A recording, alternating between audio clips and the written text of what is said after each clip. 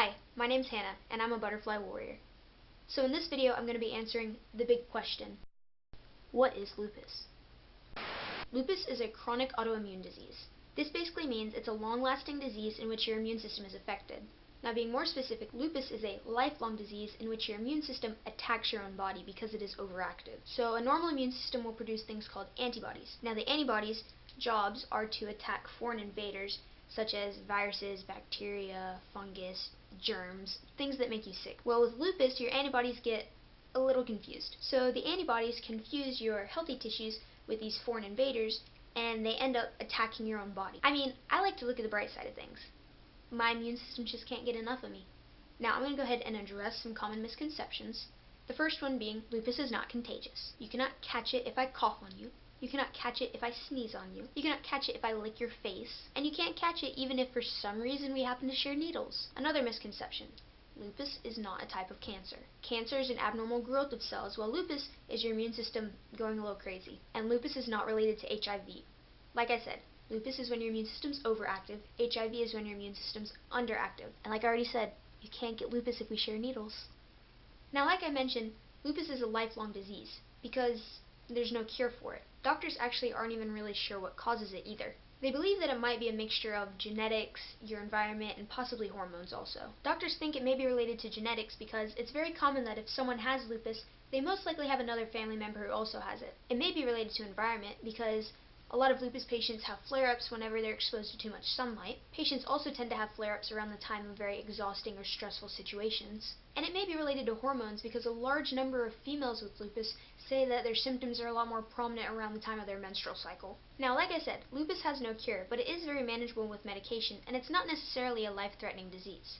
About 90% of people diagnosed with lupus live out full lives if given the proper treatment. Now, lupus has a really wide range of symptoms, so the medications that patients may take differ from one person to another. Now, there are 4 different types of lupus, the first and most common being SLE, or systemic lupus erythematosus. I cannot tell you how many times it took me to say SLE properly. SLE is the most common form of lupus, and is usually what people are referring to when they just say the word lupus. 70% of people with a type of lupus have SLE, including myself. SLE is basically the form of lupus in which any part of your body can be affected. The second type of lupus is cutaneous lupus erythematosus. I have no idea who named these types of lupus. They did not want to make it easy. Now, cutaneous lupus is a form of lupus where major organs usually are not affected, and the most common symptoms are those related to the skin. But about 10% of people with cutaneous lupus eventually develop SLE. The third type of lupus is drug-induced lupus. This lupus is caused by certain kinds of medications used to treat other medical problems. The good thing is, lupus symptoms will usually go away about 6 months after discontinuing the medication. The fourth type of lupus is neonatal lupus. Now, this type of lupus is when a mother with lupus just gave birth to her baby and the baby shows symptoms of lupus. But the good thing is, a few months after the baby's born, the symptoms will be gone.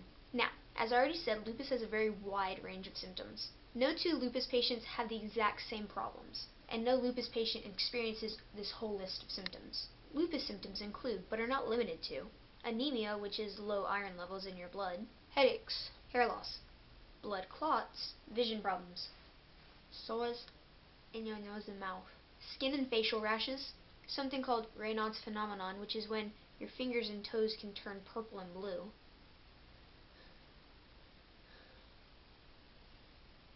breathing problems, joint and muscle pain, fever, fatigue, and sun sensitivity.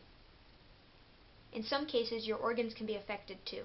Some things that can happen to your organs are inflammation of the kidneys, which, if left untreated, can lead to kidney failure, fluid around the heart and lungs, which can cause a lot of chest pain and breathing problems, inflammation of the heart, which also causes a lot of chest pain and can even cause heart disease, and lupus can even cause inflammation to your brain, which can cause confusion, seizures, and psychosis. Now, the symptoms that a patient may experience are not going to happen consistently. Lupus has times called flares and remission. Flares are when your symptoms are extremely prominent and you have the most problems, while remission is when your symptoms are very mild or even non-existent. Now, lupus is known as the great imitator disease because it has such a long list of symptoms that they're very similar to other things such as types of cancers, rheumatoid arthritis, fibromyalgia, diabetes, and other infections. There also isn't just one test that you can do to test for lupus. Because of this, it makes it very hard to diagnose lupus, and on average it takes 6 to 7 years for a patient to be properly diagnosed. Now for some statistics. A lot of people don't know what lupus is, which is kind of scary because it's a very common disease. It's estimated that about 1.5 million Americans are diagnosed with lupus, and about 5 million people worldwide. Lupus mainly affects people between the ages of 15 to 45, but that doesn't mean anyone younger or older can't be diagnosed. About 90% of people with lupus are female, and most of those being females of color. Now these are some facts that I find pretty interesting. Any of you sciencey people might notice that the scientific name for wolf is Canis lupus, and my disease that I have is called lupus. This is because a long time ago, when people noticed the visible symptoms of lupus, such as rashes and ulcers on the skin, they thought that it looked kind of like wolf scratches or bites. So, Canis lupus, lupus. Now, as you probably heard in my intro, I call myself a butterfly warrior. Now, a warrior is someone who fights, and having a chronic illness, I'm obviously fighting, so that makes sense, but why butterfly? One of lupus's symbols is a purple butterfly.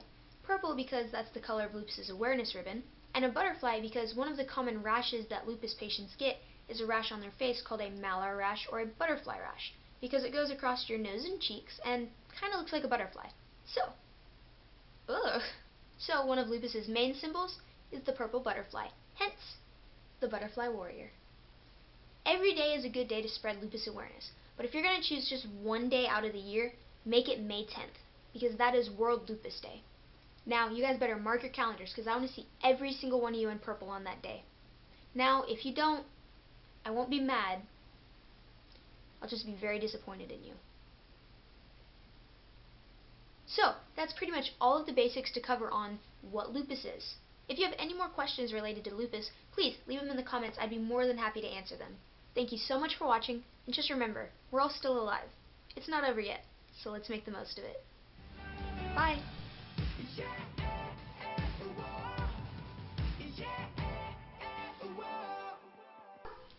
The pizza's here, so my dogs are freaking out.